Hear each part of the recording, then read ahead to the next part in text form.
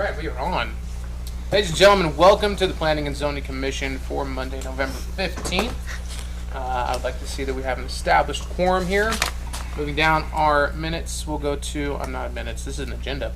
Moving down our agenda to approve the minutes for November 1st, 2021. I'll entertain a motion. Motion to close the minutes, Mr. Chairman. Okay, motion by Billy. Second. Second by Nancy. All in favor? Aye. Any opposed? All right, motion passes. No person on the agenda this evening, which moves us straight into our public hearing and action. For our first request for a conditional use permit from CDTX Enterprises, a request by CDTX Enterprises for a conditional use permit for a drive-up window to be located at City View Drive and American Legion Boulevard. Mr. Brock. Thank you, Mr. Chair. So the proposed development is up near the City View development, which all of us are very familiar with. We have the Dutch Bros that just went in over here. We have Grocery Outlet, which is finishing everything up. And then we have the subject property right here. This is for a drive-through for a restaurant, Taco Bell. When it comes to this type of use, we have specific use standards, which are called specific use standards, but they're not specific, which is funny in that they say we need appropriate stacking for the use, but we don't give a specific number.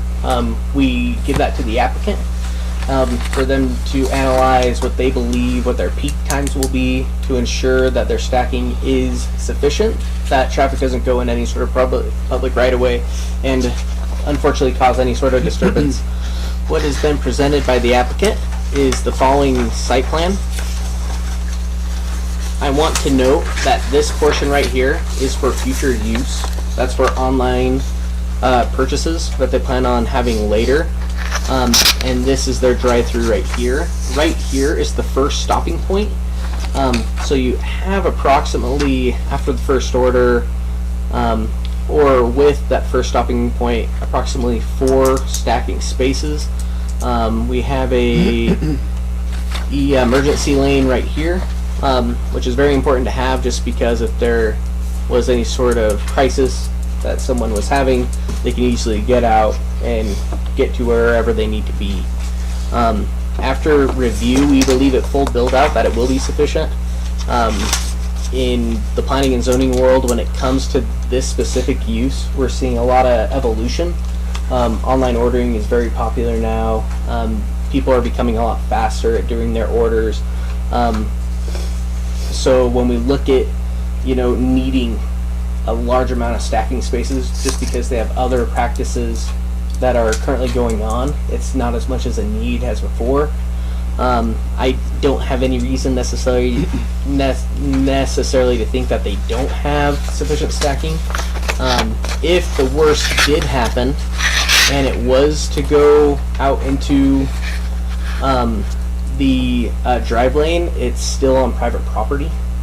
It's not a city roadway, so we wouldn't be responsible for forcing anything, and it also wouldn't necessarily cause any sort of life safety issue where it's not on a major collector like American Legion, where there could be substantial conflict with incoming traffic potentially hitting a stagnant vehicle.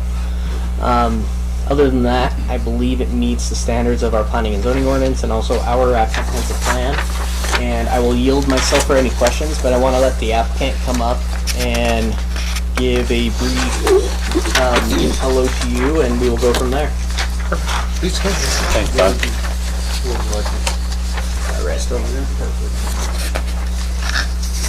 Thank you very much. My name is Stan Nicolason. I, along with my dad, who's here tonight, his name is Carl. We're the local Taco Bell franchisees. We're based out of Boise.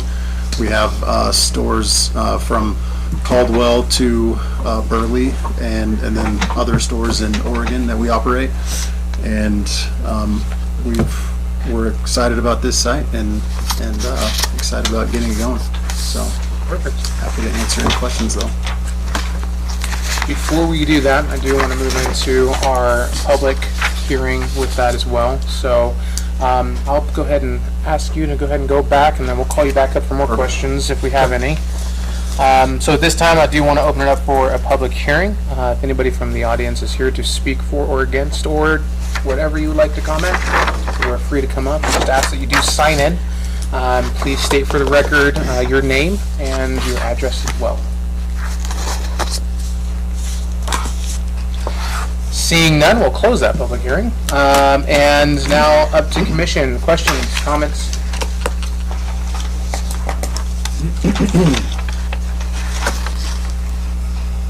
I think it's pretty straightforward myself. Broggy did a great job explaining all the information and details. If I'll ask one question, Mr. Chairman. I think it's pretty obvious the big sign that's there is going to be the sign that's used to advertise Taco Bell. Is that right? Correct. They currently have a multi-tenant sign there, which Taco Bell will have placed. If they were to propose any sort of monument sign separate from that sign, it would have to be under our sign ordinances. We are very cognizant of those rules with certain recent signs that have been placed to ensure that any new signage will not pose any sort of safety issue, visibility issue. But I believe that the intent is for that to be the primary sign. Commission, if you have no other questions or further comments, I entertain a motion. Mr. Chair, I make a motion that the commission, excuse me, recommends approval of this project to the City Council as presented, subject to the following conditions. Number 1, subject to site plan amendments as required by building, public works, fire, and zoning officials to comply with applicable city codes and standards. Number 2, all future development will comply with the uses and bulk and coverage controls provided in attachment number 8, proposed planned unit development, or agreement, excuse me. I have a first, I have a second. Second by Billy. Let's go around the table. Nancy, we'll start with you. Aye. Edie? Aye. Mark? Aye. Travis? Aye. James? Aye. Billy? Aye. Motion passes. Awesome. Welcome to the city. Moving down our agenda here, I have our next action and item request to rezone to a planned unit development PUDR4 for the Paiute Place, or by Arthur Young. The request would allow for a master planned unit development consisting of 16 4-unit buildings totaling 64 attached 1 and or 2-story units. The parcels slated for development are located on the northeast corner of South 5th West Street and Paiute Street. Now, before I continue, does this need to be separated out as if it is on your agenda and do a separate public hearing for both? Correct. Okay. That probably would just be better safe than sorry. Okay, perfect. That sounds good. That's the case then, Mr. Chair. All right. So before you is the Paiute Place project. It is at 1490 South 5th West. I have some photos here so we can all get our bearings. So here we have South 5th. If you're familiar with the Colonial Vision, it's further to the east. Currently, there is an older single-family home there. I don't believe people have been residing in it for a while. I think recently we had some tenants, but for the most part, it has not been lived in. A fairly large piece of property, approximately 4.68 acres. What is being asked today is the property has already been annexed. They would like to rezone from R4 to R4 planned unit development for the purpose of a master planned multifamily project, which is in the fourplex configuration. It would have 16 total buildings with 64 total units. Each unit would be about 1,580 square feet to 1,600 square feet. There would be assigned covered tenant parking. There would be amenities consisting of community pavilion, children's area, drought tolerant, plantings, a walking path, covered school bus stop. As I mentioned before, when we get projects like this that are infill, these are always the city's favorite because we have the infrastructure. The infrastructure is already built. We have that investment there. We have roadway, we have water, we have wastewater. So the taxable value per acre for the city is greater to sustain this project, being that we're filling in the portions of our city which already have all of those tools already there.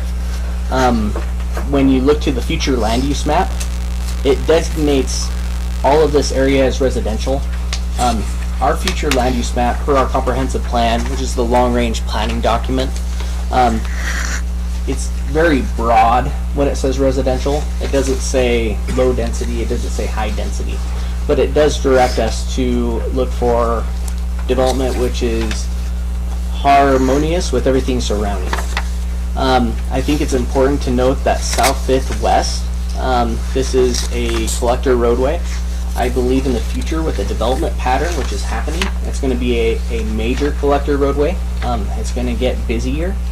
And generally along these busier roads, you want to have a buffer from more intense uses to less intense uses, which in this situation, we would want higher residential, and then it would slow over out to lower residential, with this being a buffer. Noise, fumes, everything, it kind of blocks everything and gives a very gradual change as far as development goes. So for a high density product, it is placed in a place where we would want it, which is right on a corner next to a busier collector roadway. Another thing to note is that our comprehensive plan speaks about housing diversity.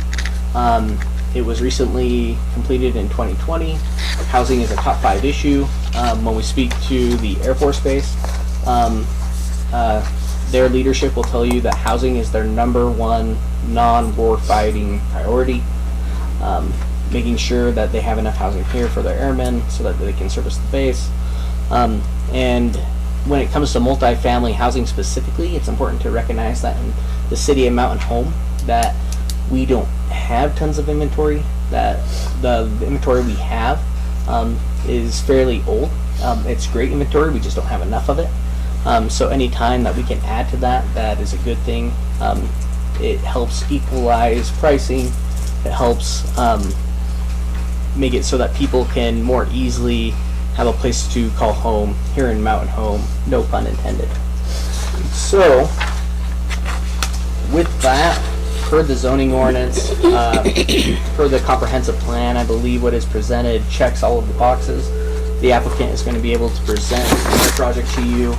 I believe they will be very thorough, but it meets the intent and it meets the rules of having a planned unit development. And with that, I will open up myself for questions after the applicant's presentation and also your public hearing, if you will, Mr. Chair. Yeah, absolutely. And I think I want to make sure that we understand, Commission, that this is specifically only for the rezoning, for the planned unit development. Hold your questions for any of the preliminary plat that you might have until the next go around, because this is only specific to the rezoning. Correct. Okay. If that's the case, oh, good morning. We might have her do it again. If that's the case, then I'd welcome the applicant if you want to come up and share just a little bit about rezoning and purpose of the PUD and all that stuff. Correct.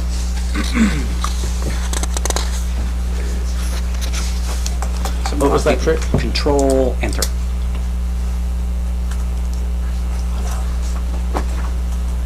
There it goes.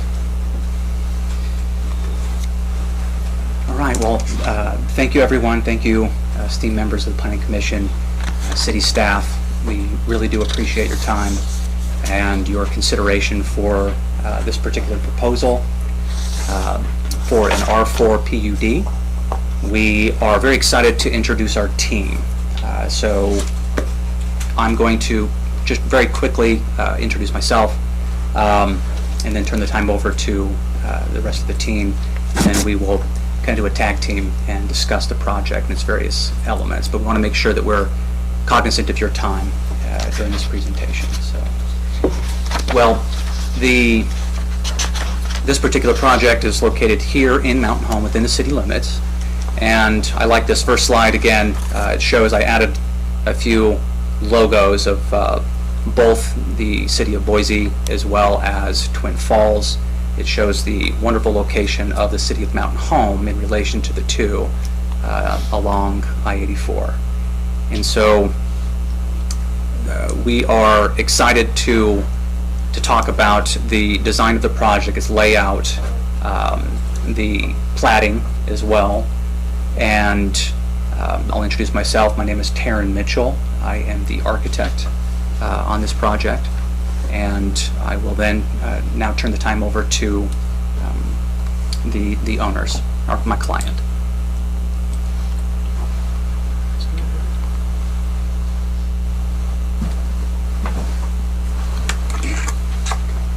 Hey, my name is Art Young, and this is my partner Isaac Nordby, and we've been doing real estate here for about 10 years, and we just seen a huge demand for housing. We have some military guys that tell us how important it is to them, and they want to be around here, and we just want to kind of meet those needs, and we got our team here. These guys are kind of the brains of it, and we're just Can I ask you to speak up just a little louder? we just want your guys' support, and we're here to make it happen. So that's about all I have to say. Thank you. Appreciate your time.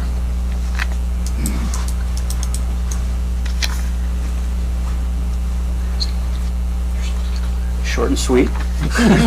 It's fun.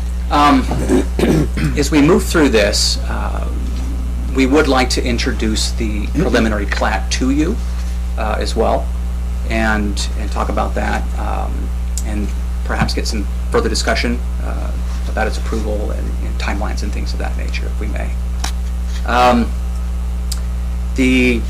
I provided a presentation, and I don't, like I said, I don't want to abuse your time, and so I've changed the slides on this particular page to talk about some of what Brock was alluding to earlier as he introduced the project.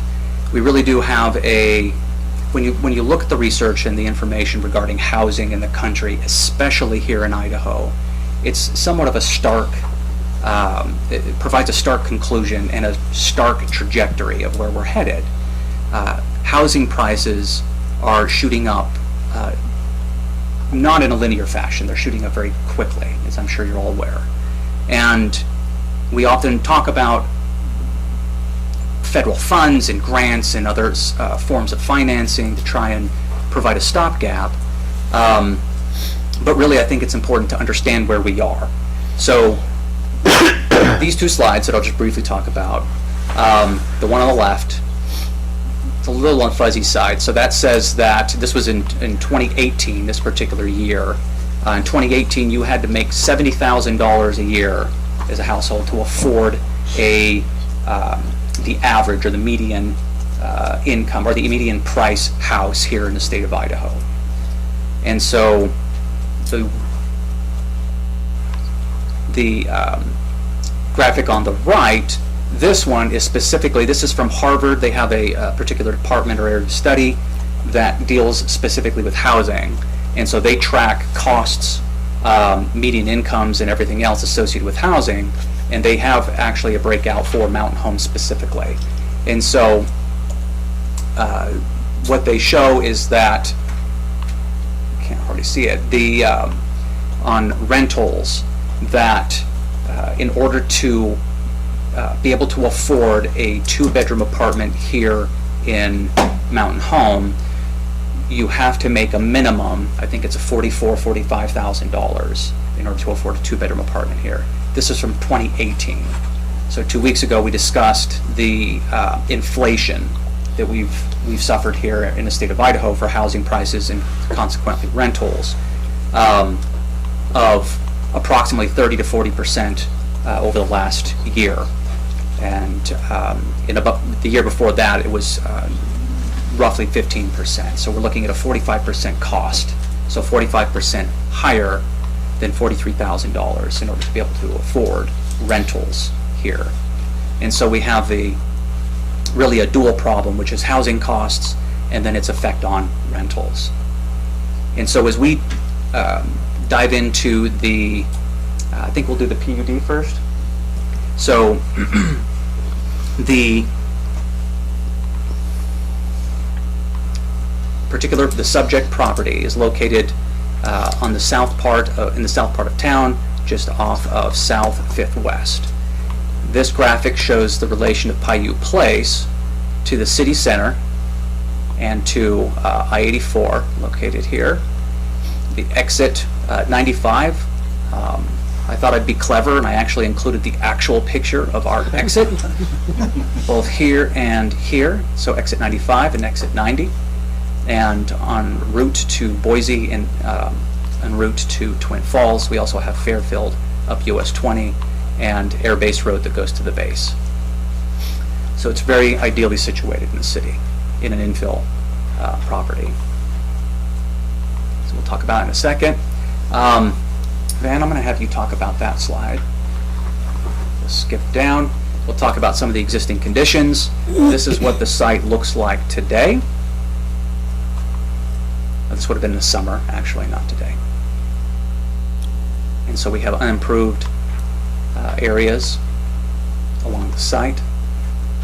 Again, unimproved. This would be the northwest corner of the parcel.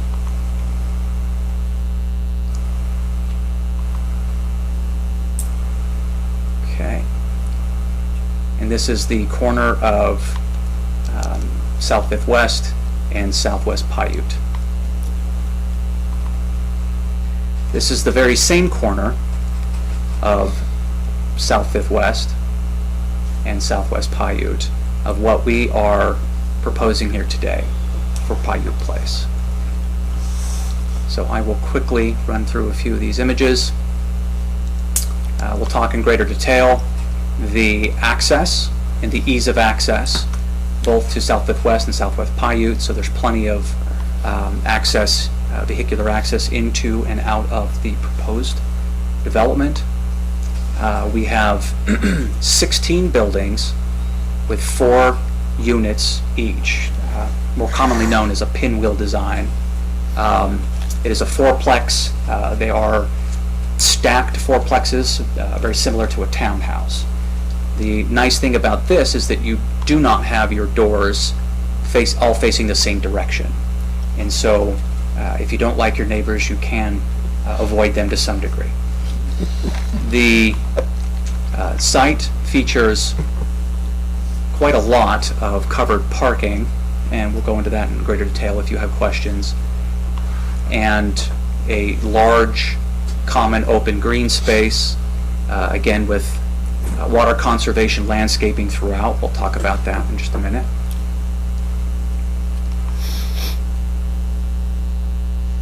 Okay, this is the landscaping and the site master plan.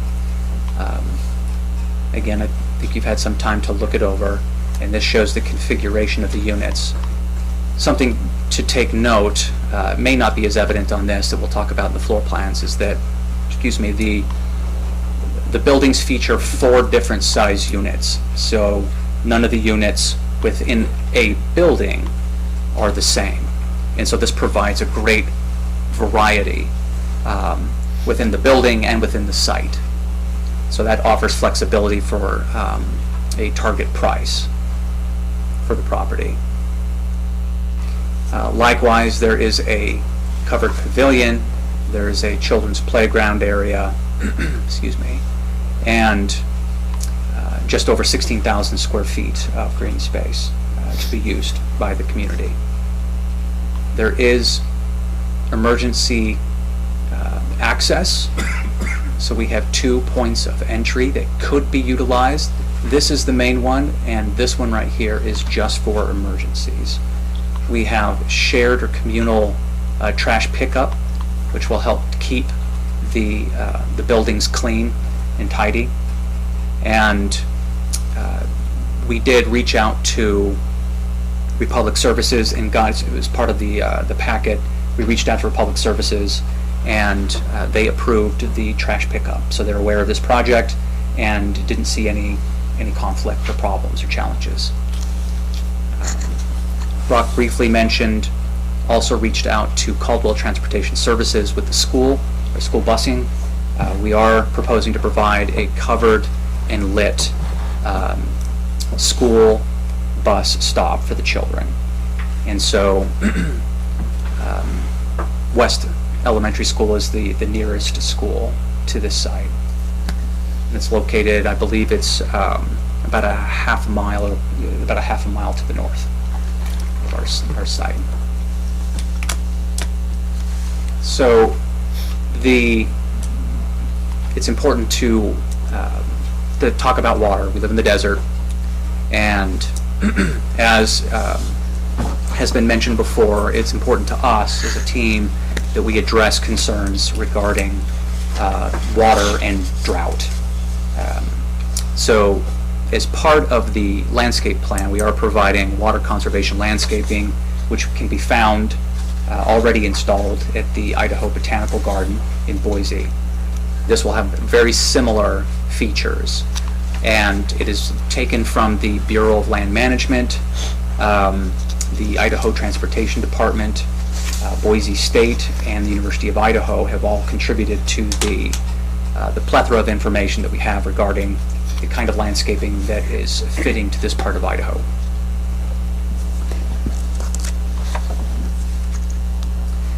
And so I will mention that, again, we are proposing large aggregate stones as opposed to pea gravel that can get washed away. And I won't go over each of these plants, but they're the kind of plants that you can see in Idaho, in southwest Idaho, in our region. So they are native.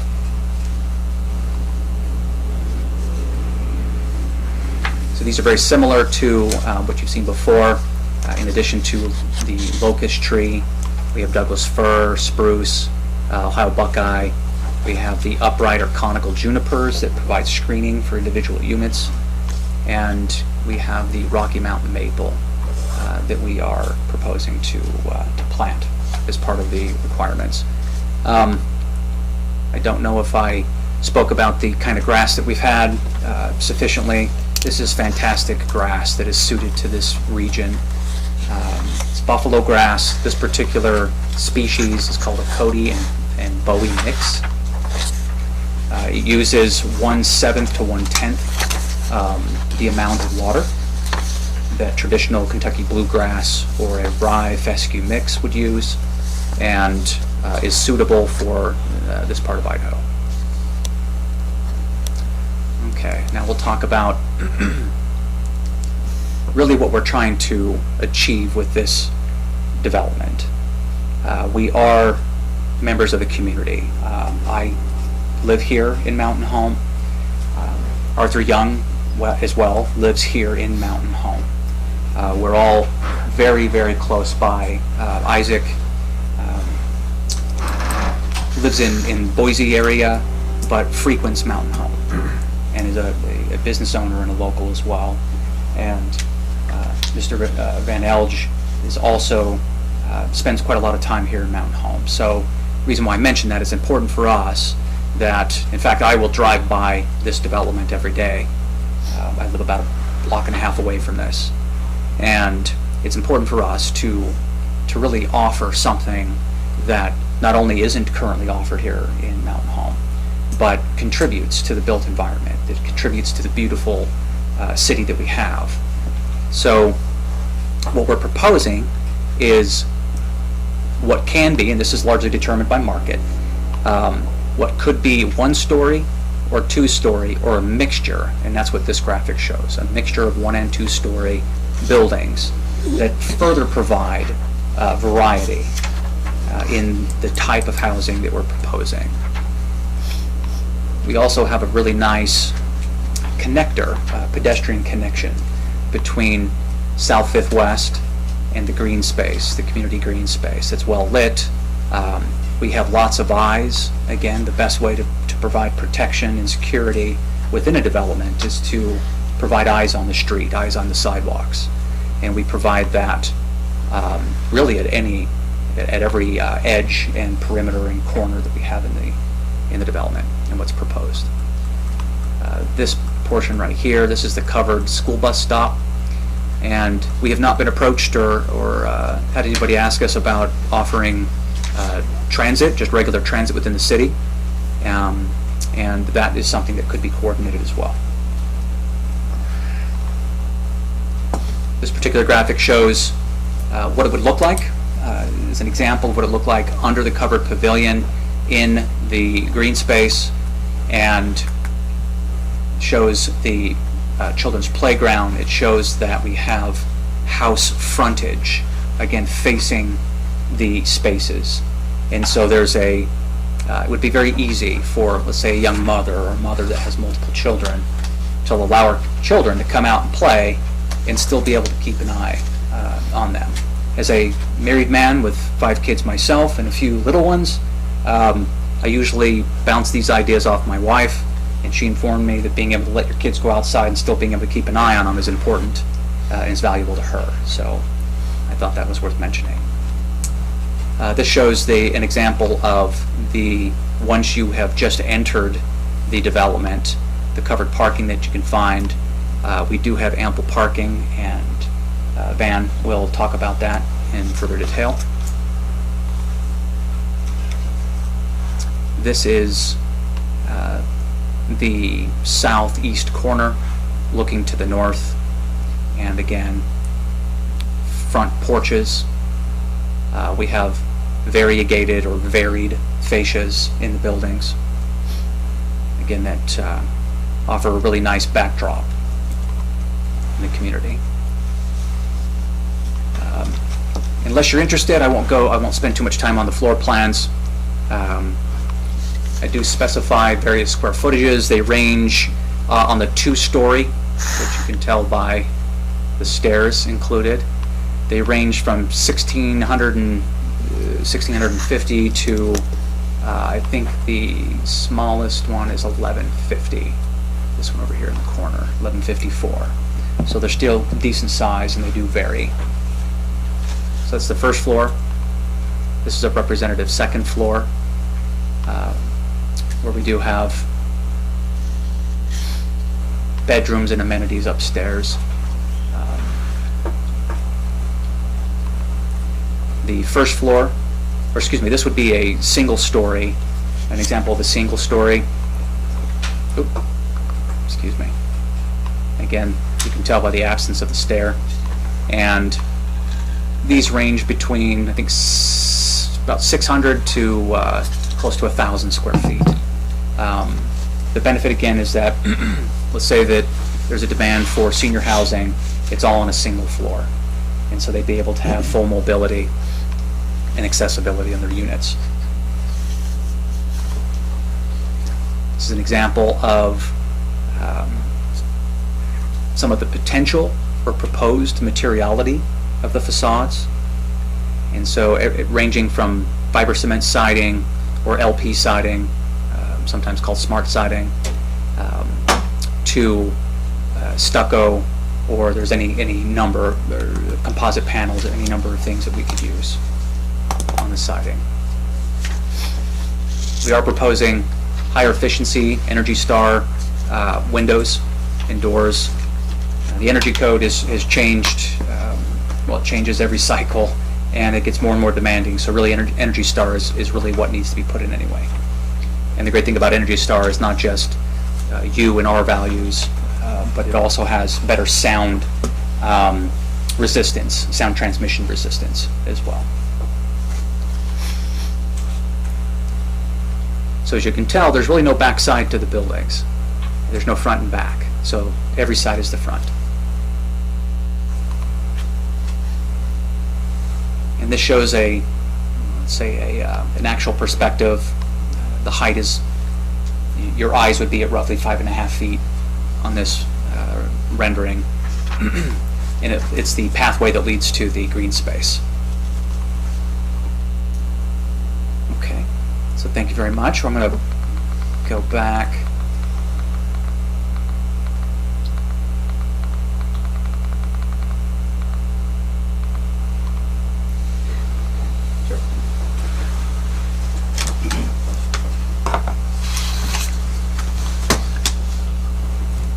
Well, thank you. My name is Van Elge. I'm with JUB Engineers. I'm one of their senior planners and project managers. We're at 2670 West Excursion in Meridian.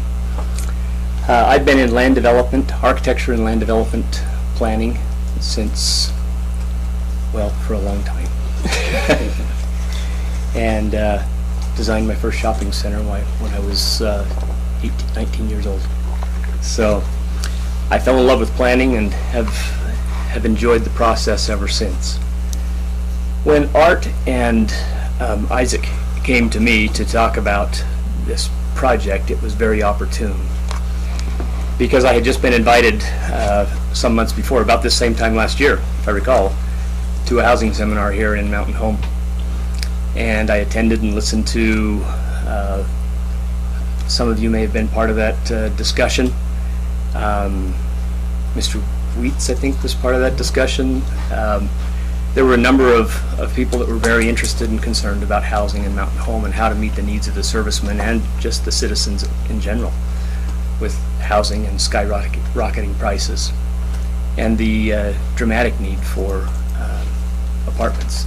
And the goal partly was not only to meet the need, but to keep the economics or the money here within Mountain Home. Keep the airmen here, provide, let them rent here instead of in Boise or other places, and to keep them and to provide services for them that they could enjoy so they didn't have to travel to Boise quite as often. So it's a win to come in with at that moment with Art and Isaac to come and approach me and talk about a concept like this. So we took a look at the project that they have, and oftentimes JUB, we're deeply involved in very large scale projects, but this one just kind of struck a chord with me. And I thought this is a good start for Mountain Home, and I'd like to get involved in this. So we looked at the concept of Pinwheel Design, which we've done in Boise before, and it looked like it would fit well on this. The first thing that came to mind was how much density can we get out of it. So we talked to Brock and your staff about densities and PUDs and options that we have, and what about single family and the need versus the need for apartments. And we came up with a plan that, as I normally do, I try to come up with a maximum plan. What can we maximize out of this thing? And then I always take a step back and look at it and say, that's fine, that looks okay, but what can we do to really make the project pop more? Instead of just get maximum density, what can we do? So the maximum lot sizes in this with the PUD with an R4 zoning was 5,000 square foot, if I remember, Brock. And we stepped back and looked at this and thought we had a design where, I don't know how to work your fancy machine here. Let's see. Okay. And the light is this top button? No, not that one. The little one there? Yeah. Okay. All right. So we looked at this open area, this common area right here, and our initial design had a small common area behind with pathways up through it and houses lined out here. We were maximizing density. And I stepped back with Art and Isaac and I said, look, we can do that, or we can provide a project that the city will be proud of, you'll be proud of, and the people who live there will feel safe and comfortable. So what we did is we pushed these units back out and eliminated them completely. We could have gotten 3 to 4 more units in this if we'd have really been creative. And we didn't want to do that. So this feel here is one that it's an easy path through. It's not going to be one where it's a racetrack, because it's just a short run here. It doesn't have a path through here. Rich and the staff were very adamant that South Fifth was not going to get an access. They point blank told me that right up front, and I agreed with them. I didn't think that should be an access point there. But having said that, we also were concerned about safety. So we came in with this emergency access here, and we've created a mechanism here that we've talked to the fire department about, and that'll be a chain or a breakaway right there. I have to say for a minute that we called a meeting thinking that we were going to meet with Brock and Rich and just have a discussion about this project. And these guys put together a real meeting. I mean, we had your city staff here, we had people from in here, we had your department leads in here, and it was fantastic. We learned a ton about things. We were able to coordinate and a lot of things and get a lot of work done in a very short time. It was fantastic. So I applaud each of you who participated in that. But from that came a lot of things that you'll see on the PUD and the plan today, and it has to do with fencing along the corner, along this edge and this edge. I don't think Taryn touched on that, but probably a cedar fence that runs along these edges here. The trash locations that Taryn talked about here and here, the mailbox, the clusters locations right here, so it's pedestrian access, kid friendly. They can give the key to the child, their young kid or whatever, or they can take a stroll, come down, pick it up, and they're in a little common area here too. They might sit down on a bench and enjoy it. They were adamant about, we called it zero escape, but Taryn's using a new term which I really like, drought. Water conservation landscaping. Yeah, it's awesome. So, and we've been very sensitive to that kind of thing here, because we know you are, and we heard that from your staff. Along South West, we've also discussed what this might look like here instead of a standard detached 5-foot sidewalk for a project that's going to have foot traffic. We instead just opted for, and discussed with your staff, and then opted for a sidewalk that's 10 foot wide, attached, and provides a regional pathway connection from the north. Instead of wrapping it around to the standard 5-foot detached sidewalk here that then creates a landscape area between the street and the sidewalk that has to be maintained and watered and everything else, we were sensitive to that, the water needs and conservation for landscaping, landscape watering, and we wrapped, instead of transitioning this to a 5, we wrapped this to a 10 foot all the way to the property line, with the understanding that if this develops to something in higher density around here, that they can transition, they can either take that 10 footer and move it along, or they can transition down to the 5. But right here at this important transition right here, this corner, we've provided ample room for pedestrian flows and movement and children, including the bus stop that's going to be here along South West. We've been sensitive to the distances, the separation distances here, talked with Rich and Brock about those.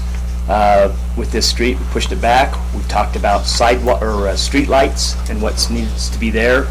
We've adjusted our street lights to comply with city requirements and the comments that we received from Rich and the others in the group. We flip-flopped hydrants to meet spacing requirements, and like I said, it's been a very helpful interaction with your staff. The plat on this again is 16 lots and with 4plexes. If you want to see a project that's similar to, if you've never seen a Pinwheel Design, there's one on Locust Grove and Fairview that we did a few years ago. It's on the southeast corner of Locust Grove and Fairview. And it is a fantastic project. It's really neat to see what a pinwheel does. You feel like you're in a 4plex unit, but you don't. You feel like you've got your own front door. And there's something unique about that in the experience of living in an apartment complex, to have not just feel like another door. These aren't walk-up doors, where you walk up and have a set of stairs that you go up to the top. They're all ground level entries, which is helpful. You're carrying a mom carrying groceries, children in arms, whatever. We've also been sensitive to, as Taryn has shown you his floor plans, some of these units are single story potentially. It's a mix potentially. They could be 1 and 2-story units.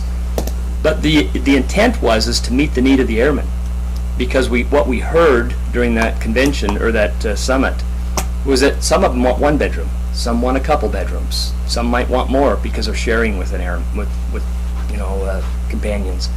So, and that's fine. So we're trying to provide a product that meets the needs of the entire community and those airmen that need this housing so much as well.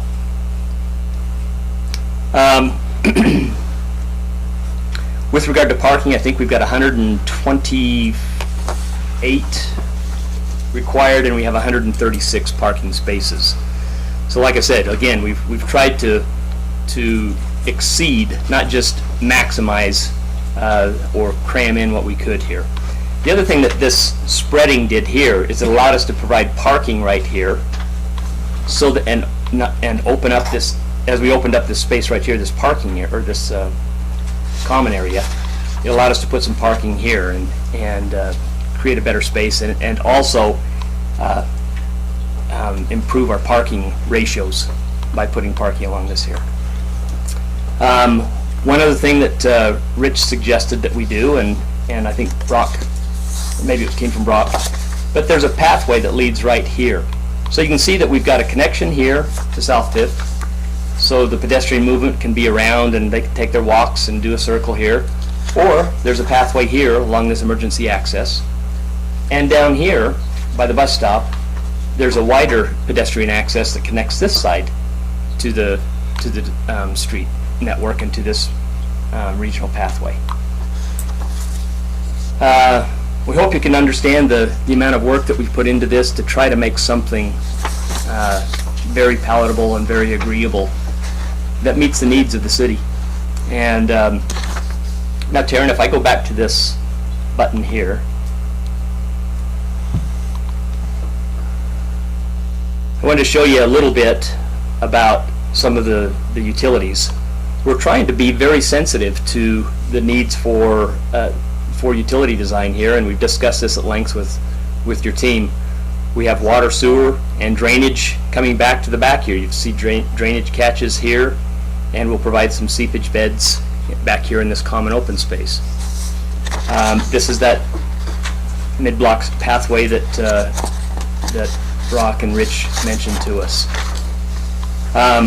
Here's some of the little landscaped islands here that will help break up some of that movement and provide some additional amenity here, some lovely landscape features and things as Taryn has shown on those plans.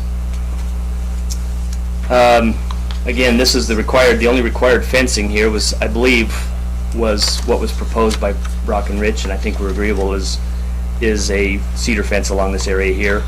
We also suggested that for safety that we put some sort of a temporary barricade right here at the end of the sidewalk, hold the sidewalk back about a foot so that nobody walks off the edge of it and twists an ankle or anything. That's a pretty common practice and a good safety feature. So I think we're willing to do that. Again, we've kind of jumped into the plat a little bit, and so when the plat element comes up the next application, you can ask some more questions, but basically we're kind of merging the two because I find it difficult to talk about a PUD and show you a beautiful PUD plan but not have the underlying bones of that plan part of that, which is the preliminary plat.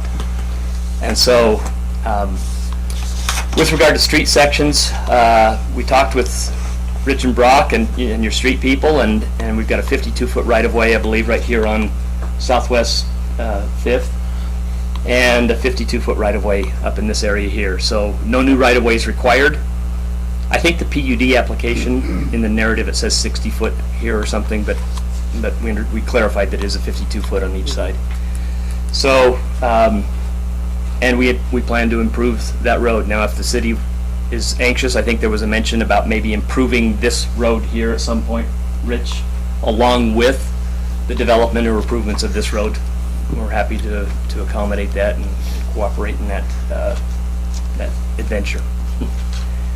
So with that, I'll open myself up to any questions that you might have of me regarding the plat. Taryn, of course, is here for any of the technical details of his PUD that he's, that beautiful, colorful drawing that he's put together for us all.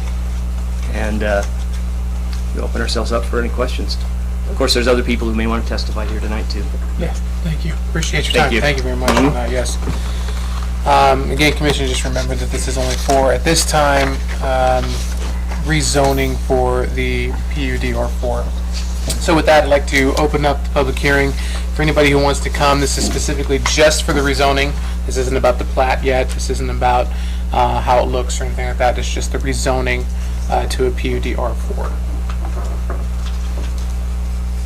Okay, seeing none, I'll close the public hearing on that then. And Commission, do you have any questions or concerns about the PUD?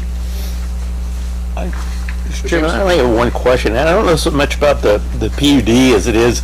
Everybody keeps talking about all of the latest projects that we've had come in here talk about the cost for the airmen, and maybe it's my ignorance, but we were talking some rentals at our last meeting, and the rentals to me seemed high. I'm old, they seemed high. But we're still talking it for purchasing stuff. I know this is a rental situation, but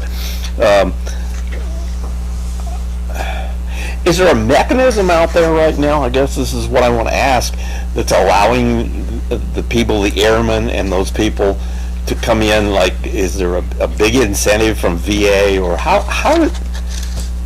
I guess I'm old enough, I'm just trying to figure out how people can afford these even at $2,500 and rent and beginning prices at $300,000, because that seems to be the sort of the entry levels on a lot of these things. And I guess I'm just curious as to, we're looking at projects that this seem to be the base, and I'm trying to figure out how do they do that.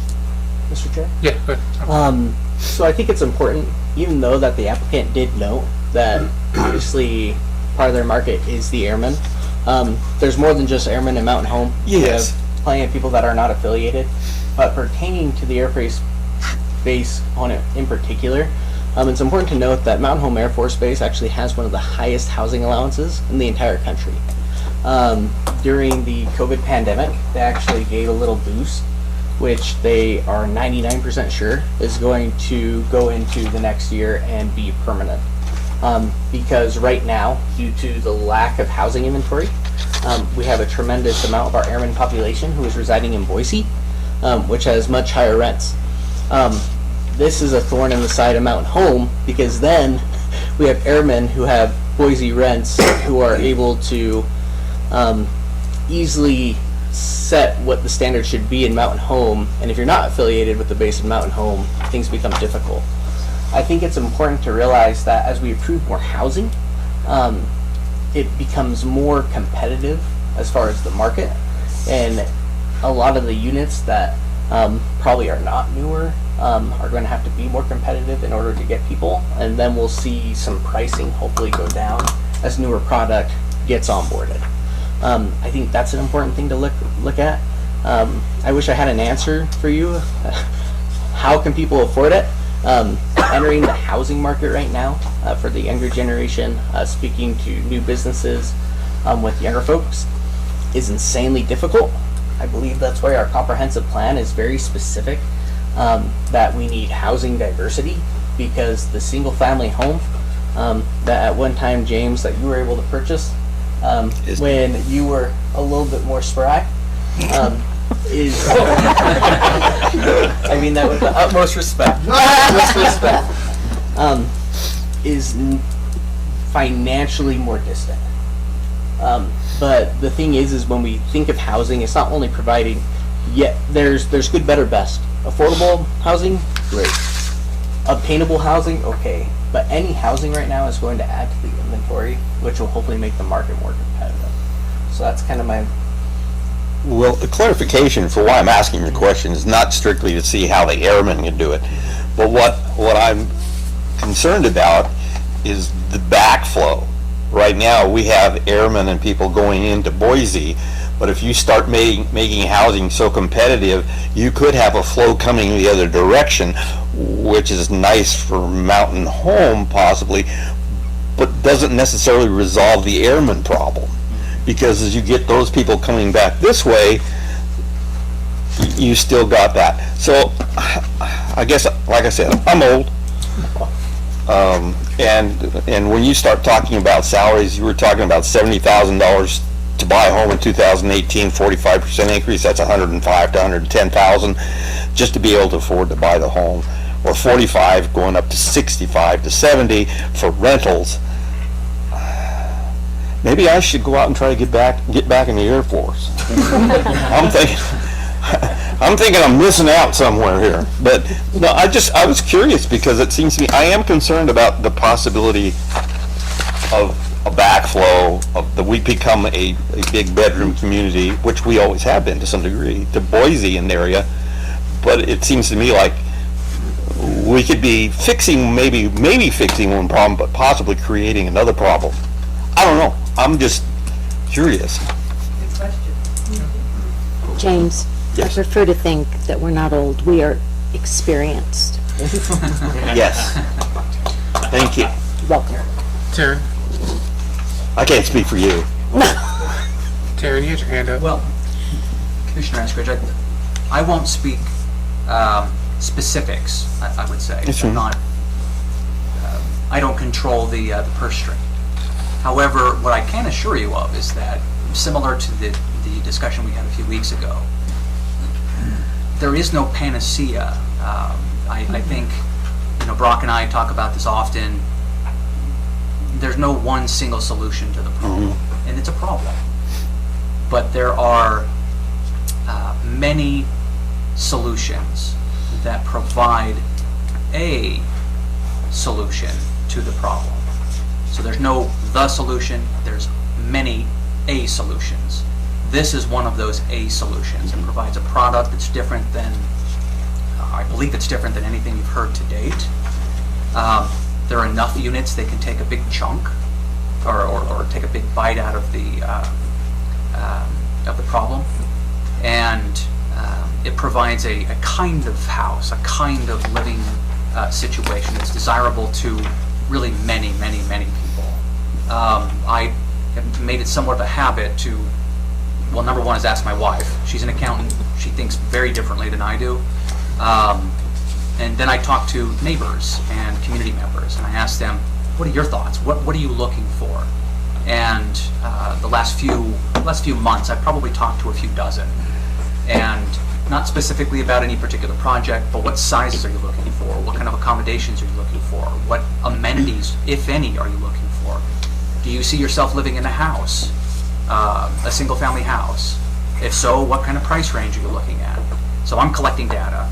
This is one of those projects that really does a good job of taking into account a lot of those questions, a lot of those variables, and providing solutions for them. So, can I give you a number? No, not specifically. But I can tell you that these two gentlemen really are trying to help the housing problem, the housing challenges we have here in Mount Palm. Yeah, I do understand, and I appreciate that. My only other question is, on all of the projects we've been seeing, is there anything for pets? I mean, we have the areas for children and stuff, but a lot of areas that are suitable for children then don't become suitable for pets or vice versa. So I just throw that out there. It's not. You mean like pet runs or? Yeah, or a pet area, so that. I don't know. I haven't seen it in any of the projects that have been brought in here, and so I'm just asking if anybody is thinking about that, because you've got a lot of families have pets, and where do they walk them? Where do they go? Where do they, you know what I'm saying? That's a question that, I'm glad you brought that up, because I remember when we first moved here, we finally bought a very small house because we had pets, and renting, nobody wanted to take them. So is that something you're looking at in this development? Are pets going to be allowed, or? The demand really kind of answers that question in our mind. As the developers, we want to fill these up with the best quality tenants. Could you, I'm sorry, could you state your name? I'm Isaac Nordby. I'm Art Young's Well, partner. for the so when the transcriptionist transcribes, I just state your name. Nancy's pets are very So big she besides. recognizes Go right down here. it. Yeah, that'd be good too, but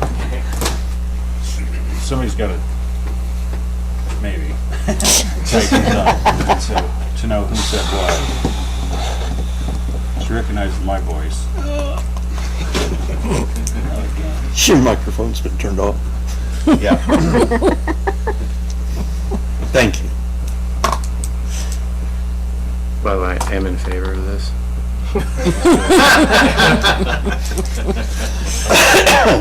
Let you think a minute.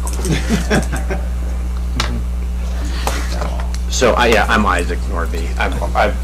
I own real estate here in town. I've been working for a long time with Art in affordable housing. And to your questions about the pet problem, which it is, we deal with this every day on our other rentals that we have here in town. If you want the best quality tenants and they have a pet, you figure out how to get them in there. It's just the bottom line. And if, I think it's hard to address that here because it's such a ambiguous kind of problem. You know, if you happen to find a bunch of people that don't need pets, then will you designate a big chunk of the area for a pet run? Probably not, you know? But if it's just a demand, then you sort out a way of accommodating that, because when you have this kind of investment, you want to have the best quality people inside there. Good answer. Thank you. Thank you. All right, Commissioner? Yes, If I Travis. can, so I see the exceptional net pedestrian connectivity in the public right-of-ways, and if you've read through it, you can see that they had an HOA in there quite a few times, and there's a point that says that the owner maintains the walkways and throughout, so who maintains the HOA that's paid by the tenants or the owner? So the owner, so there's no HOA fees per unit? Well, yeah, there would be an HOA fee for the owners, the unit that the owner owns. He would pay into the HOA. Okay, that's my question. Thank you. Yeah, the tenant's not gonna pay any HOA. I can't, sorry. No. No. Commission, any other questions, comments? So, well, just clarifying in my mind, I guess what I was thinking is that the owners would own the whole thing. But, so each of those units, those fourplexes, would be able to be purchased by an owner and then rented out? Is that correct? That's a possibility. I mean, they are individual lots. And they're for sale, each one of them? Potentially. Okay. Potentially, yeah. If the idea is that if someone took down the entire project, that's great. But in my opinion, it has much broader appeal to have a lot of very invested owners in these buildings. Okay. And to speak to the HOA question, the owners of the buildings are the ones paying that HOA. That is not transferred down to the tenants outside of just the rent rates that the market bears. Right. It's a great question for the Plaque. I'd really like to try to get through the, thank you, Brock, for the PUD. So, I would like a motion yes, I would like a motion to request the rezone plan unit development for the Paiute Place. I need a motion.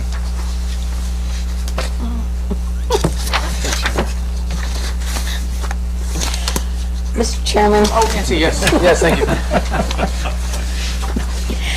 I would like to make a motion that the commission approve and recommend approval to the city council as presented, subject to the following conditions. Number one, subject to site plan amendments as required by building, public works, fire, and zoning officials to comply with applicable city codes and standards. Number two, the final plat and all future development will comply with the uses and bulk and coverage controls provided in attachments. Number four, proposed planned unit agreement. Number three, before a final plat is recorded, the applicant shall receive all necessary approvals regarding water, am I doing the right one? And sewer infrastructure from the Central Health District.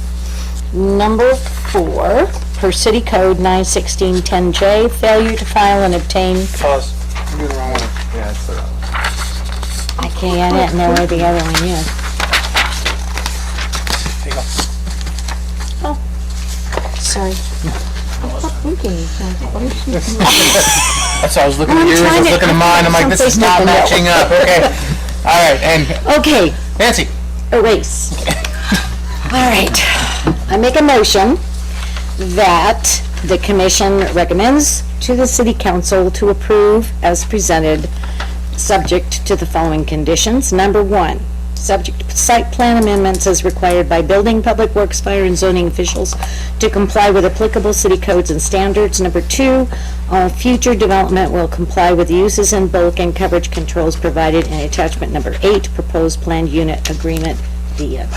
perfect, thank you. I have a first by Nancy, do I have a second? Second. Second by Dee Dee. Billy, we'll start with you this time. James? Aye. Travis? Aye. Mark? Dee Dee? Aye. And Nancy. Aye. Perfect, motion passes. Moving on to the second action item, which is request for preliminary plat for the Paiute Place, Bartha Young. This request would allow for a master plan development consisting of 16 4-unit buildings totaling 64 attached 1 and or 2-story units. The parcels slated for development are located on the northeast corner of South Fifth West Street and Paiute Street. Mr. Chair, seeing as how we've kind of already gone through everything, I kind of would like to just go ahead and jump into our public hearing and allow any public who have any comments or questions that you would like to share at this time about the plat that we have seen. Yes, please. We just ask that for the record you state your name, sign in, and also your address. I'm Dr. Bruce Roman.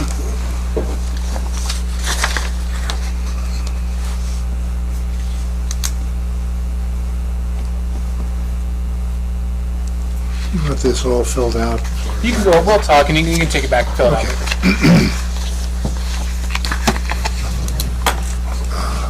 My wife and I moved here just about a month ago, so I have limited knowledge about all this. I know we live in the Silverstone subdivision, but that could be one of many or the only one, I don't know. We haven't heard much about the effect of any on the traffic on west. I assume there's some sort of a study done. I'd like to know who did it and what the results were. Perfect, thank you, sir. The direction actually has to be towards us, then we'll... Oh, I'm sorry. No, you're Okay. fine, you're absolutely fine. No, you actually asked a very good question. So traffic, you would like to know who did the study, if one was ever done, right? And results. Yes. Perfect, so write that down for our notes. Is there anything else you'd like to comment or question? No, that's my main concern. Perfect, perfect. No, you're good then. Thank you so much for All that. right. Thank you.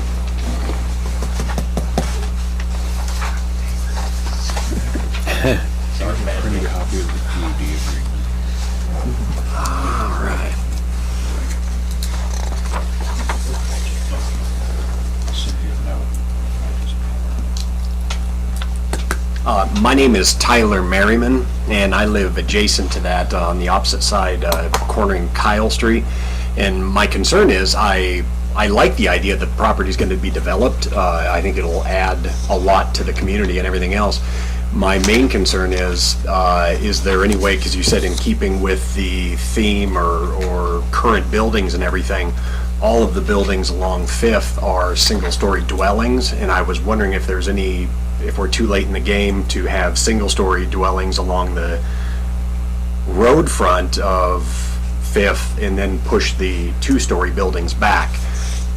To be 100% candid, part of that is also so I won't have 2-story dwellings looking over my fence into the backyard, because I don't think they want to see me out there in my Speedo soaking up the vitamin D, or vice versa. But I wondered, in keeping with the theme of Fifth, can we push the 2-story dwellings back and have single-story dwellings along the road front?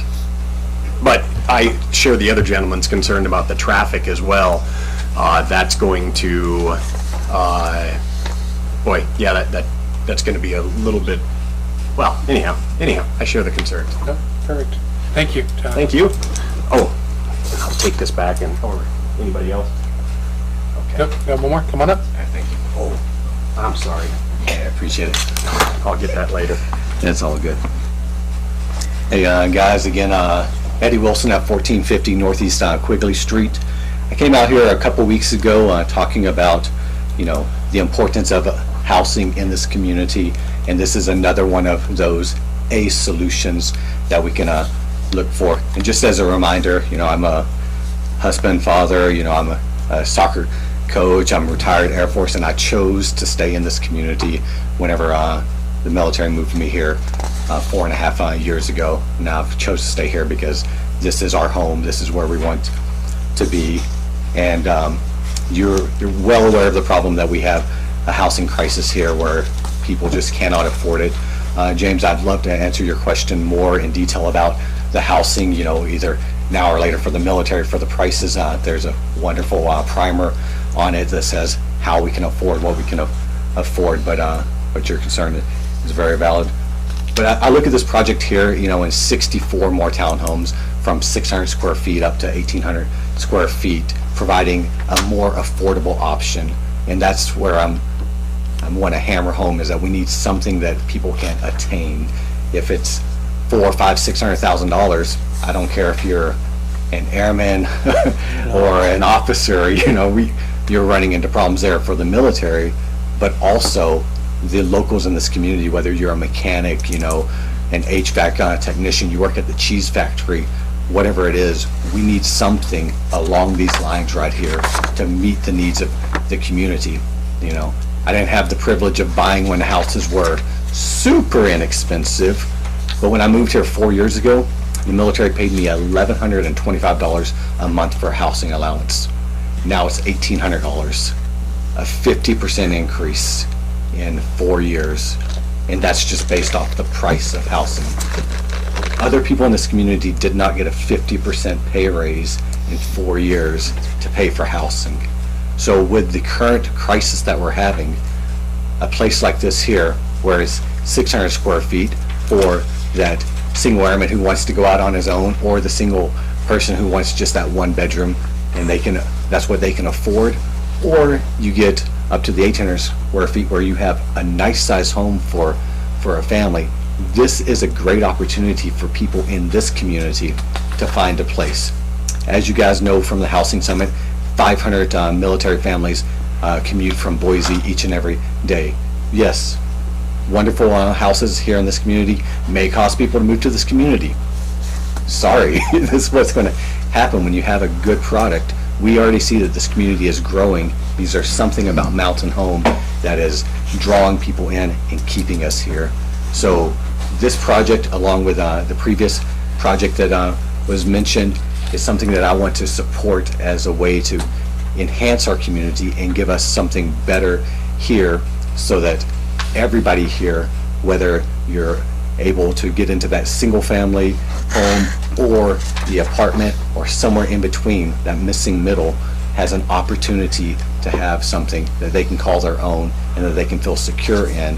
And I'm just really appreciative that Art came out with this project and is investing a huge amount into this community to help all of us with the housing crisis and the after effect of that, with the thousands and thousands and thousands, hundreds of thousands of dollars in tax revenue each year from this project.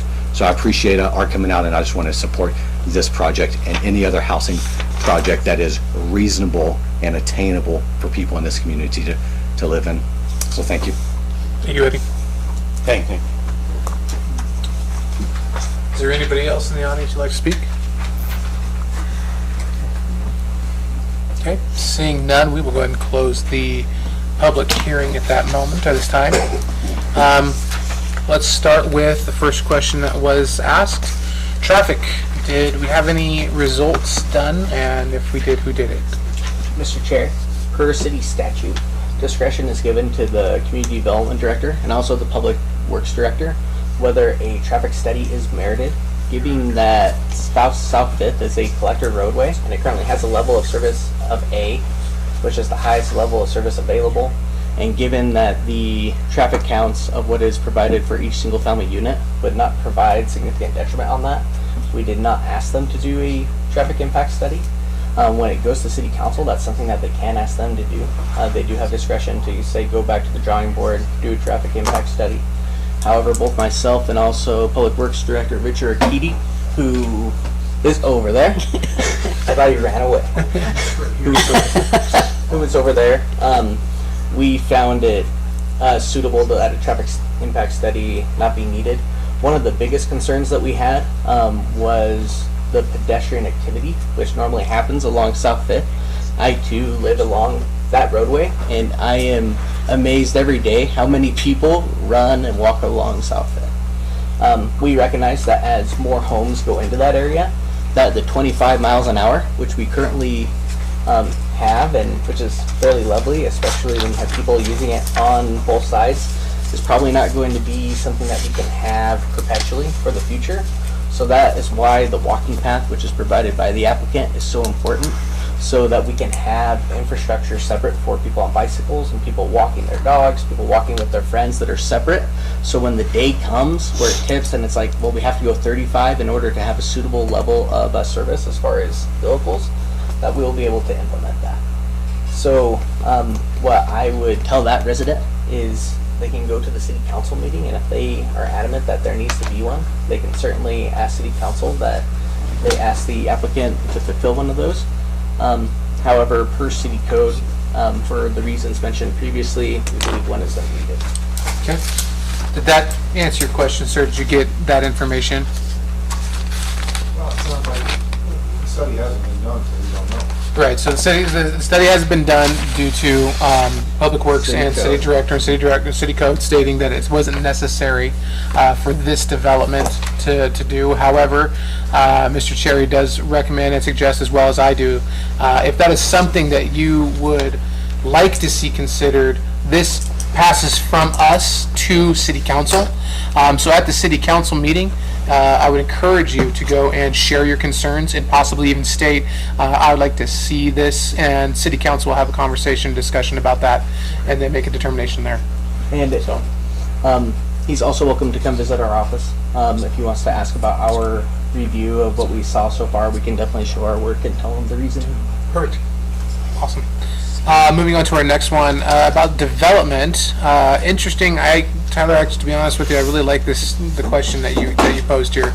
Are we too late in the game to possibly change the development to have first story all on Fifth and then moving back to second story? Understanding kind of what you're saying is most everything that's on South Fifth is one story, which I totally understand and I see there. What are thoughts, ideas, anything on that? Jerry, from Taryn, from you guys? Yeah, Mr. Chairman. Yep. So the proposal was made with the potential of providing some single-story dwellings.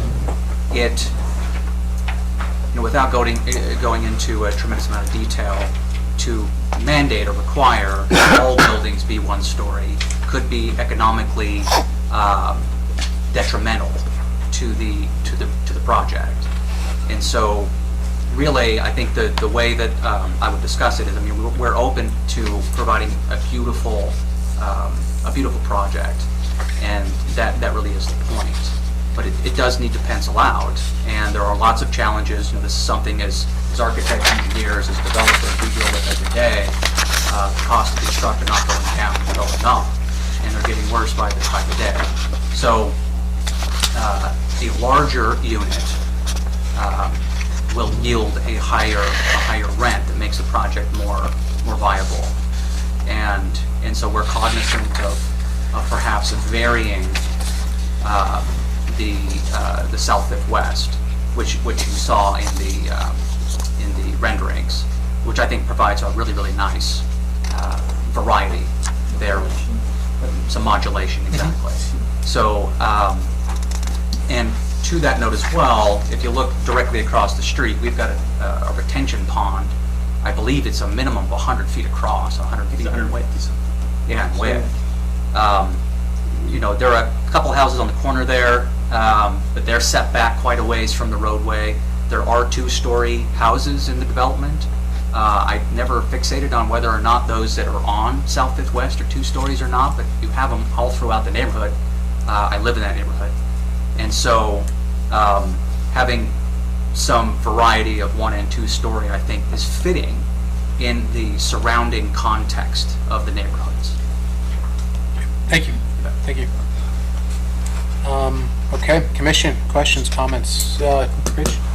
I have a question on something like that, and this is kind of for Brock also. So if you were to go on that, I think you could put something that, like certain lots. If we're looking at, like, you had Taryn had a question, the lot across there's the lot across the way, right, from the retention pond, which I believe is going to be lot 6.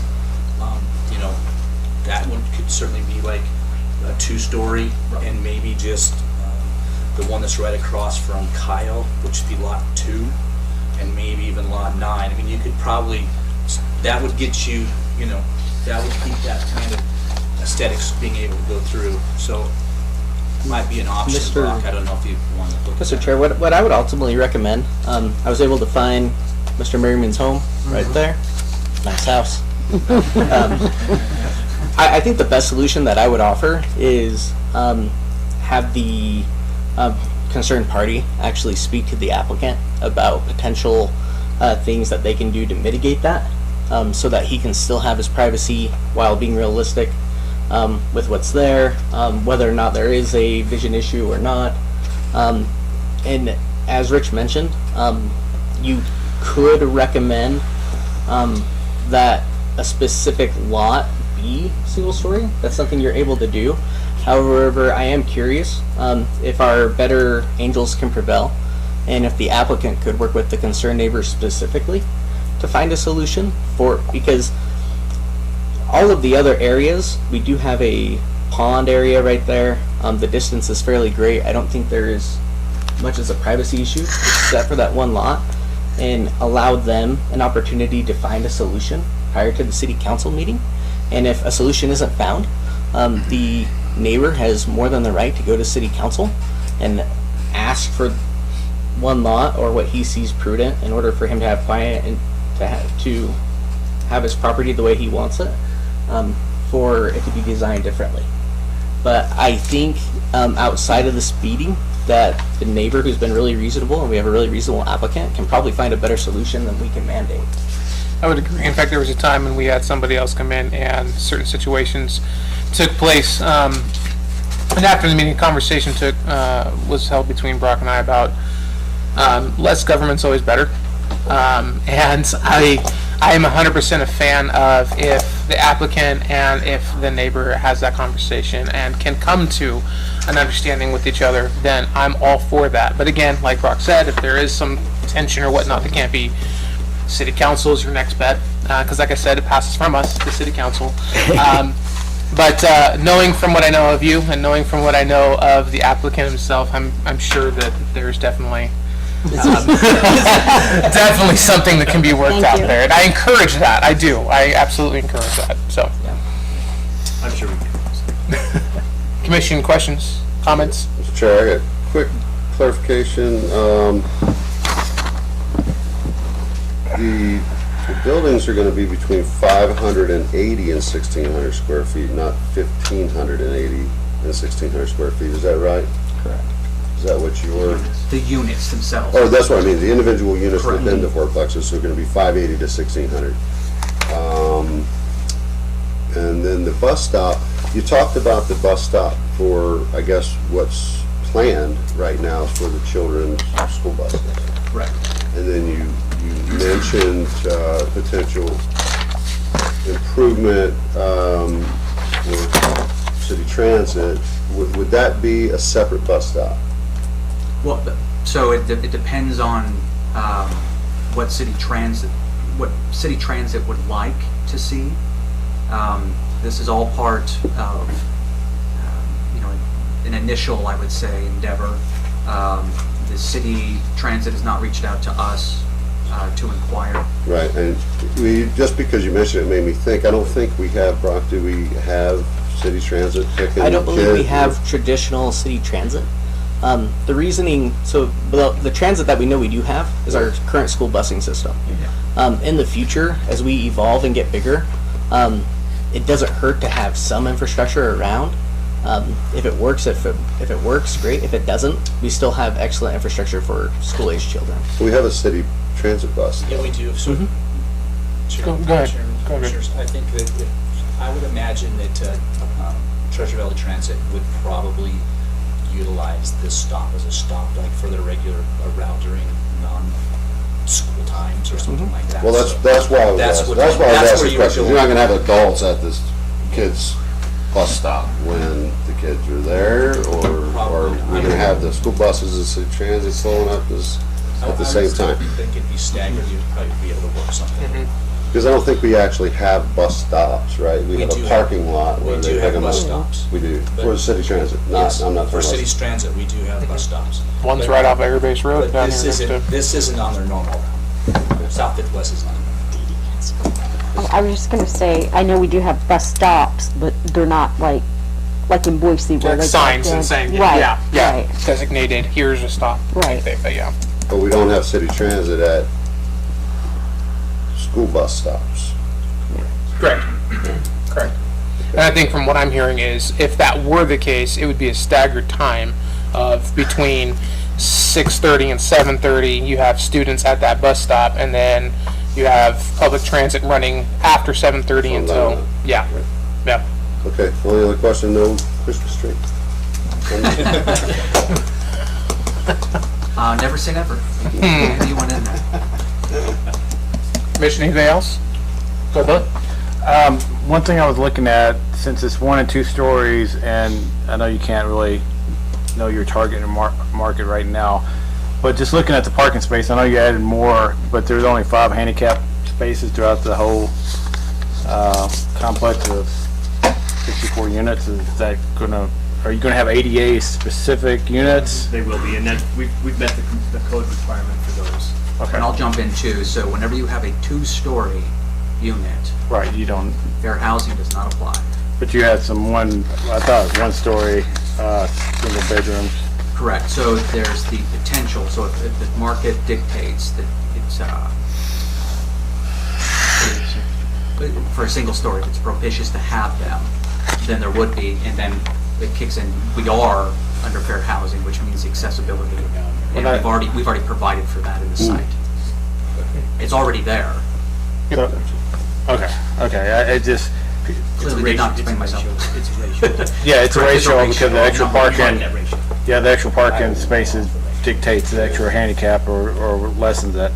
My question was, are you gonna have any, since we're doing a mixture of residents, military, non-military, non-spry? That's right. I love you. Are you putting that in your market plan of having ADA accessible or the doors and all that? Is that something, I know it's not required, I'm just asking the question to meet the target of Mountain Home or future residents? Yes, so again, I probably ought to stop talking and let the developers talk about it. I imagine that The market's gonna dictate this. Right. It really is. Yeah, and if we feel like there's a real demand for single story, and then that requires us under fair housing to start doing some of this other stuff, we're gonna comply. And just to clarify, so the provisions for accessibility are already met. Yeah, you did 36, Correct. you just Based would on have the to add ratio of the parking spaces that we have. So even if, let's say, they're all 1-story, we're only required to have 2% of the total number of units are required to be accessible. We've already met that. Okay, no, that's the question of just, then, again, I know we asked this on the last meeting, price points, I know it's hard to dictate at this point, are you? Can't be a determination. No. Cannot be a determination. Well, no, just, I'm just looking at ballpark. Yeah. No, I mean, it doesn't matter. Okay, no, that's just, okay. Well, I think we asked last time. Well, no, I think the question was just the typical type of housing product that's being put out there. What, because we looked at it, 42,000. What is just? If I can't ask, I'm not. It's kind of like the same question we had last time, Sharon. It's like, Right, what do you could, say? Mr. Chairman, I asked the question last time, it was for the point of interest for the community, right? And he already said he couldn't give a price point. I was simply asking for the definition of reasonable, and we got down to, you were gonna keep it, below the market to be competitive, I guess is basically what the answer is. And that's for mine. Right, for yours, right. And ultimately, So, I think what you're asking, if It's kind of what you're wrong, you're asking yeah, the same thing you was. yeah, and ultimately, it's an unknown. It's an unknown until it actually happens, until you're there and you find out how much the building cost really is there, and so it's hard to have those questions. I know it's questions that are asked, but ultimately, it can't be a judger of whether or not we move forward in this. I mean, they meet the requirements, they meet the codes, they meet everything. So at that point, Just to weigh in, and I know you guys are probably sympathetic to how the lens we look at this through as well, but every time we add something to this project, in our minds, it's like rents go up. And so we're all collectively trying to figure out what the sweet spot is of a wonderful, safe, affordable solution that also is viable financially. That's what keeps money kind of making our cities great. So we're here with you guys trying to figure that out too. I mean, I see 10-foot wide sidewalks and I'm like, I mean, we're going to play softball out there? What are we doing on those things? But we also understand why you guys want some of this stuff. So when we're talking about rent rates, it really was affected kind some of what this Mark was talking, if I can paraphrase what you said in the last video.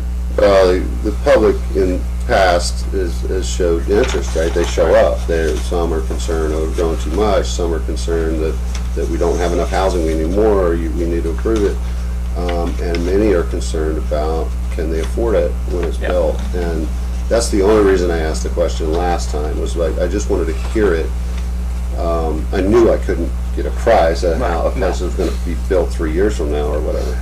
But I just wanted to hear that, they were at least personally committed to keep the price reasonable, so the community that they're building it in can afford it.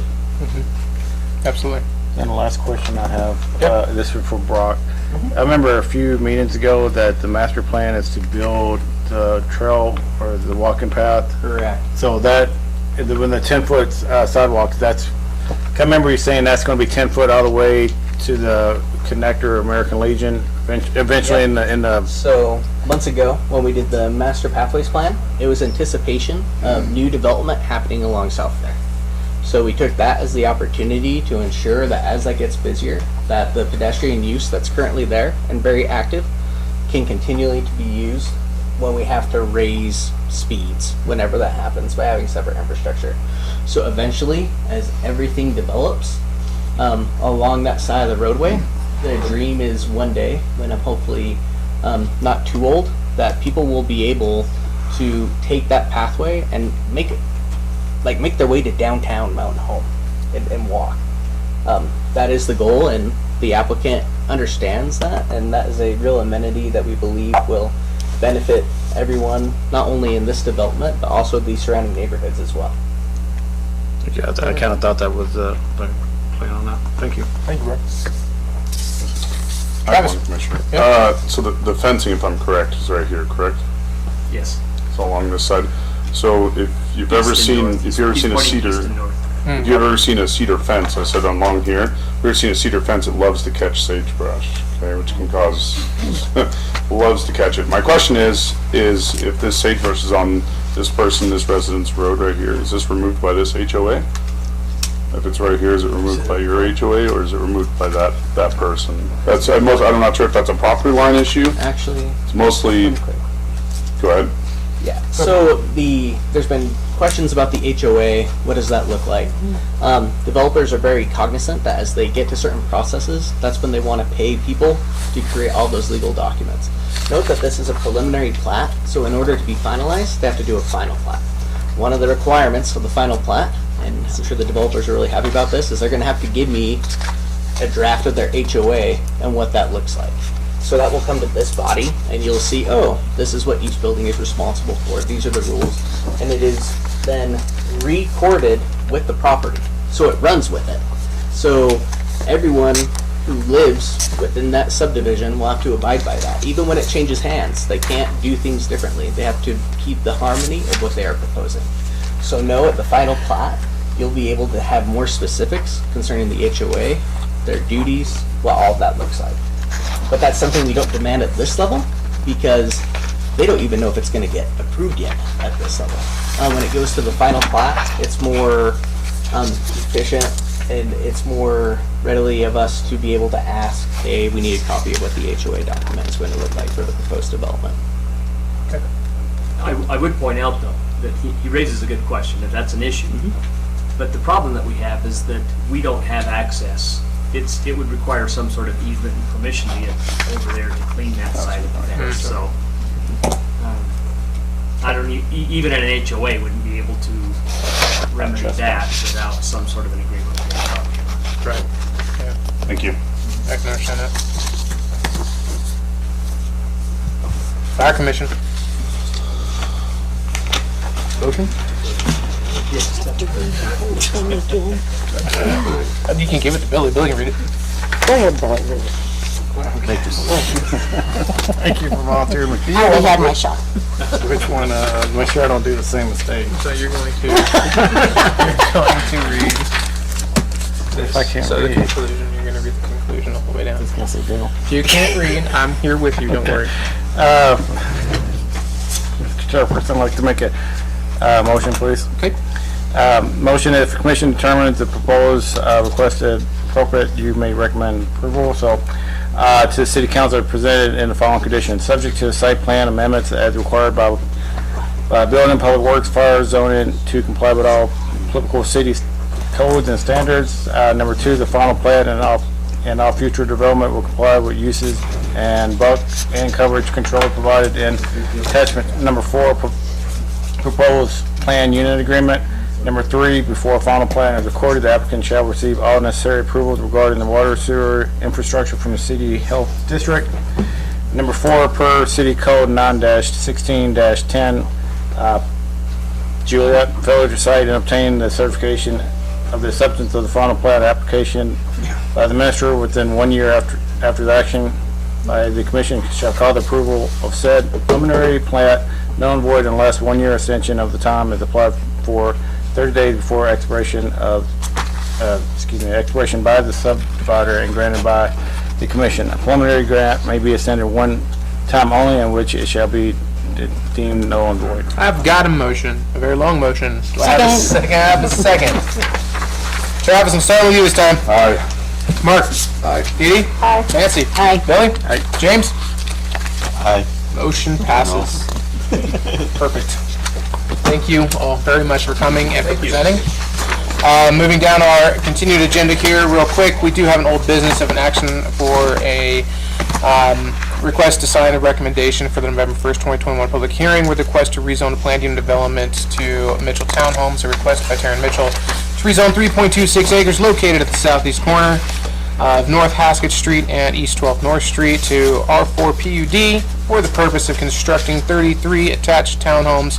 Looking for a motion to accept what was discussed last meeting. Findings of facts, thank you. That was the words I was looking for. Findings of facts. Mr. Chairman, Nancy. Planning and Zoning Commission hereby recommends to the City Council that the application to zone R-4 with the PUD entitled the Mitchell Townhomes, PUD, along with the requested preliminary plat, be approved by the City Council with the following conditions. Number 1, subject to site plan amendments as required by building, public works, fire, and zoning officials to comply with applicable city codes and standards. Number 2, all future development will comply with the uses and bulk and coverage controls provided in Exhibit C, proposed planned unit agreement. Okay, I've got a first. Do I have a second? Second by Billy. Let's go around the table. James, I'm starting with you. Aye. Travis? Aye. Mark? Aye. Dee Dee? Aye. Nancy? Aye. Billy? Aye. Perfect. Motion does pass. No department head meetings, monthly report questions at all? Seeing none, before I do dismiss, James, I'm gonna miss you. Well, thank you. I know you have one more month for us, right? I think all the way through the month of November, Right? but I'm gonna miss you. Appreciate You're your time here leaving, as well. Thank you. I appreciate having the opportunity, but I'm getting old. It's making me even older. And I guess you should go and enjoy your retirement. Yeah, so I do appreciate the opportunity of being here, and I appreciated working with different people on this, old and young alike. And so I thank you. Thank you for that. Yeah, enjoy your I time. miss you, James. So we will note that James was kind enough to say, Brock, I'm gonna stay until the end of the year. Oh, very cool. So there is that out, and we'll make sure that in upcoming city council meetings. Well, but thank you for James as well. Wonderful. And we'll make sure all of you are going to be there as well. December 6th is a really big meeting. Ton of items. If you're not going to be there, you need to let me know. I'm not here. Just kidding. I will. You will be. I know I'm not. I know it. They will be here. Very big meeting. Just a lot of items. Please be here. I'll try to get you what's going to be on the agenda sooner rather than later. So if some of you need to set up times with me to come by and walk through items, that's great. I want to give you a kudos. I've been extremely impressed with you the past couple of weeks with facilitating, excellent questions, very good analysis,